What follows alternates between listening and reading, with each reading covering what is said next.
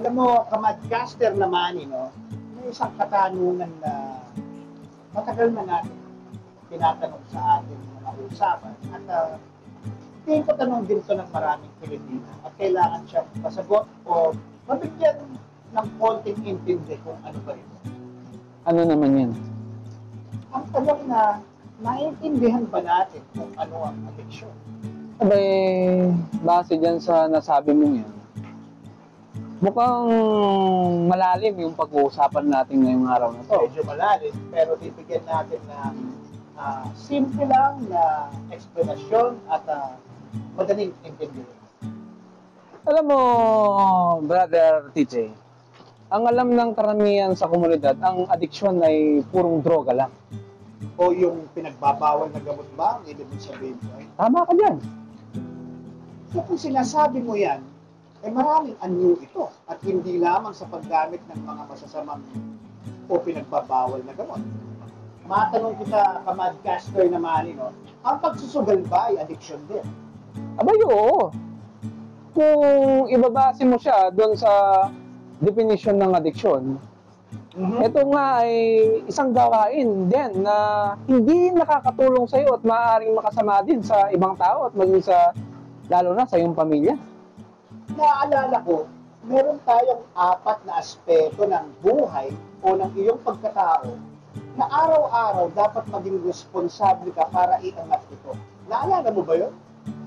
Oo. Yun yung spiritual, physical, kaperahan, or financial health. and anong nga ba yung isa? Mental. Yeah. So iyong kalusugan na physical, spiritual, mental, at financial health o kalusugan sa mga aspekto nito ay naapektuhan ng iba't ibang klaseng anyo ng adiksyon. Okay. Kung ang adiksyon ay hindi nakakatulong para iangat mo yung 4 na aspetong ito, ay madaling isipin na ang pagsusugal ay nakakasira sa pinansyal mong kalusugan. Hindi lamang sa financial na aspeto ito maaaring makaapekto sa'yo. Okay? Ano pa? Maaari din itong makaapekto sa iyong psychological na kaisipan. Oo nga, no? Dahil kapag ikaw ay nagsusugal, okay, alam naman natin na sa realidad ng sugal ay hindi lahat palaging panalo. Mainam sana kung gano'n. Yung pinaghirapan mong pera ay nawawalan ng saysay. Pero sa totoo nito, kadalasan ay talo. Yun yung mabigat doon. So, iisipin mo ngayon kung paano mo mababawi o paano mo mapupunan yung mga dumarating na gastusin din. So, susugal ka na naman. Yeah. So, ibig sabihin, yung mismo pagsusugal ay nakaka-addict pala. Tama. Naidagdag ko. Hindi lamang pagsusugal. Ang pag-inom din ng alak ay addiction. Isama mo na ang paninigarilyo. Tama ka dyan.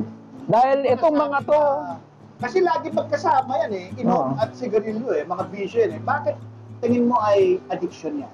Dahil sa kabila ng Advertisement.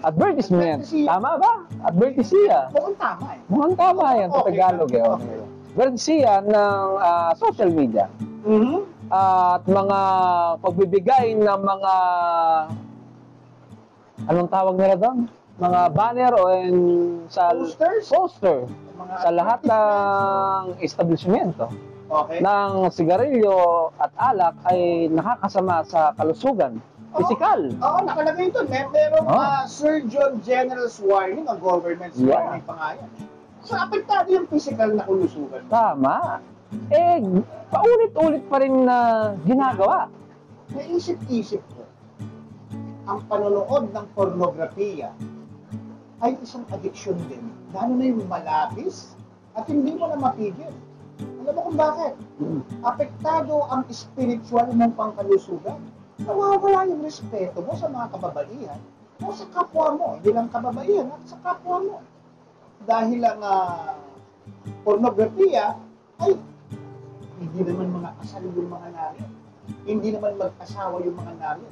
At nagpapakita sila ng mga sagradong gawain ay hindi pa dapat napapanood ng isang normal na mamamayan o ibang tao. Merong isang study na ginawa sila sa Amerika, hindi, ano lang, parang kailan lang, na ang mga serial killers pala, tandaan mo serial killer, ang pagpatay sa kapwa ay isang addiction na rin. Malubhang addiction yan. In-interview nila ang ilan sa mga serial killers na yung nakulong na, nahuli na. Nalaman nila na meron silang isang common na addiction na pare-pareho sila. Abay, ano yan? Ay yung pagkahumaling nila sa pornografiya, bata pa lang sila. So napakadelikado ng pornografiya, lalo na sa panahon ngayon na napakadali niyang i-access sa social media. Nabanggit mo yung social media, maidagdag mo pa yung mga online gaming, social media platform.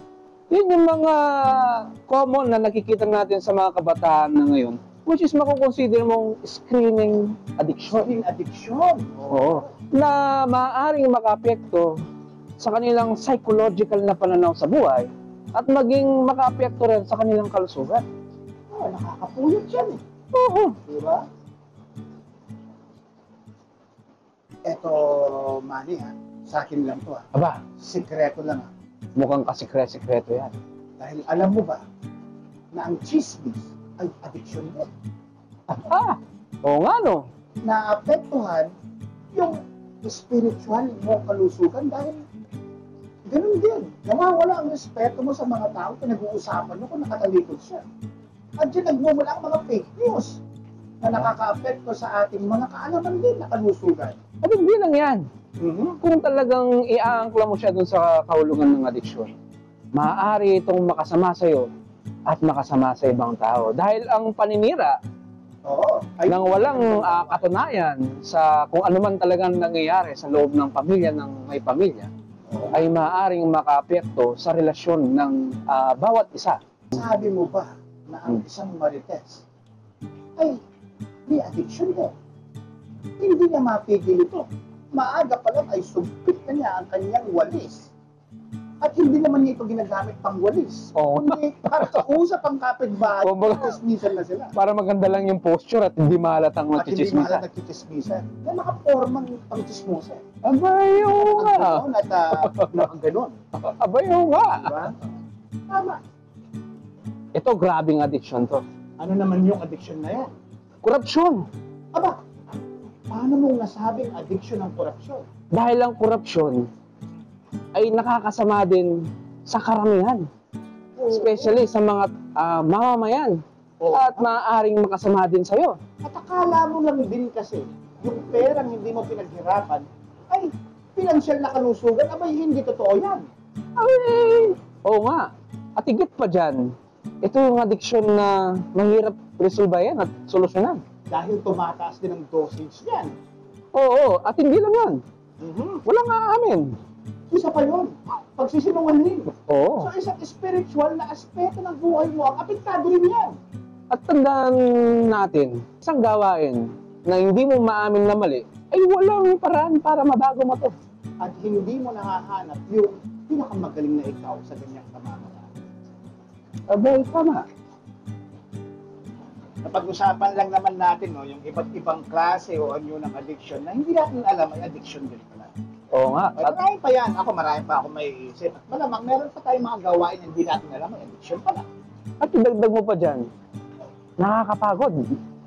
Actually, nakakapagod yung ginawa natin kanina na bawat explain natin ay, di ba? At nakakapagod kung paulit-ulit mong ginagawa itong mga addiction na to, na paulit-ulit mong nagiging problema. Aspeto ng addiction, karamihan dun sa mga nandun sa gawain na-addict na sila doon, ay hindi na nila ito mapili.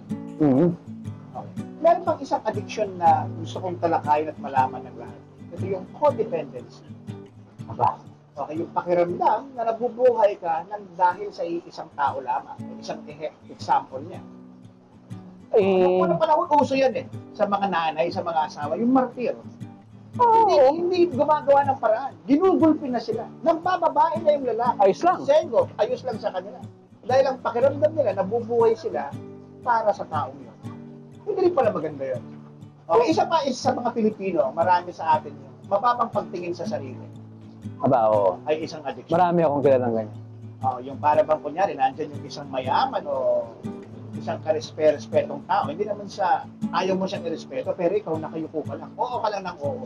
Mm. Isang addiction yun, mababang pagtingin mo sa sarili mo. Hindi mo inaangat yung antas mo. Naniniwala ka na hanggang dyan ka lang. So, isa siyang addiction. Ano ang rason bakit nagkakaroon ng addiction ng mga tao? Ano? Sa maraming aspeto yan. Okay. Isang magandang halimbawa. Anong masasabi mo? Ito yung mga trauma sa buhay mo. So, ang trauma, ito ba yung mga pakiramdam na ayaw mo? Oo, ito yung mga... Galit, pagkayamot, ito yung mga... boredom. Hindi komportableng pakiramdam na nararanasan mo sa araw-araw. Trauma yung... Sanhi din naman ng mga nangyayari sa paligid. Trauma yung hindi mo maiangat yung sarili mo dahil ang tingin sa'yo ng ibang tao is hanggang dyan ka na lang. At kung naniwala kasi sinabi na hanggang dyan ka na lang, addiction yun. Yes. At kung masama ang loob mo, iinom ka na lang. Tama. Diba? At kung nagkakaisip ka na hanggang dito na lang ako, ay pwedeng manigarilyo ka. O para yumahamang ka, isusugal mo. Konektado lahat ito, no? Parte ito ng human psyche, yung addiction, ay isang natural defense, kumbaga. Dahil sa mga trauma na nangyayari sa buhay. Wala naman sigurong buhay na walang trauma. Tama. Okay, so kung iisipin mo yan, mahirap ang Pilipinas. Mahirap ang ating buhay. Hindi lahat tayo ay maginhawang buhay. At di lahat tayo ay may oportunidad na... Speaking of opportunity, bago ko sabihin yung sasabihin ko, yung pumayag ka na hindi ka nakapag-aral, yung pumayag ka na hindi ka makasulat o makapagbasa, hindi ba addiction din yan? Addiction din yun dahil in the first... Ulit-ulit mong pinaniwalaan na hindi mo kayang gawin. Oo, dahil in the first place, pinanganak tayo na may pantay-pantay na kakayahan at talento. Nasa atin yun kung paano natin pagyabungin, di ba? Yung mental health mo o kalusugang pag-iisipan ay hindi mo na iaangat. So, addiction din siya. Simpleng usapan lang to marami pa tayong pwedeng isama nito na hopefully, yung kapapapanood nila ng Pinoy Madcasters ay unti-unti nagkakaroon sila ng mga idea kung ano mga bagay. So, isang tanong. Okay. Naiintindihan ba nila yung addiction? Sana ngayon naiintindihan na nila ang addiction. Kahit gaano katitig lang. At kung may mga katanungan po kayo, pwede naman sila mag-comment below. Oo, follow nila. Subscribe, comment below. At kung may nasabi kami na maaring gusto nilang yung isalungat o kontrahin, ay pwede naman pag-usapan natin, naintindihan ba natin ang addiction. So, dito lang yan sa Pinoy Madcast po